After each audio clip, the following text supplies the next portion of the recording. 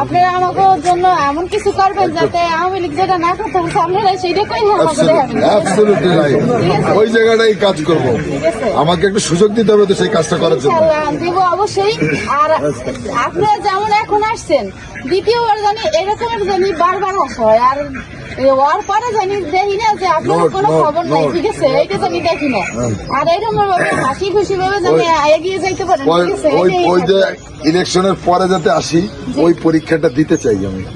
ঠিক আছে, ইনশাআল্লাহ পরীক্ষায় অবশ্যই পাস করবেন, অ্যান্সার দেওয়া জানি ভালো হয়। পরবর্তীতে দ্বিতীয়বার জানি আমরা আবার পিছনে না পৌঁছে যাই। কতগুলো কথা আমি এখান থেকে যেটা পেলাম, আমার দেখলাম যে আমার কথায় আমার যে ইচ্ছার সাথে মিল আছে।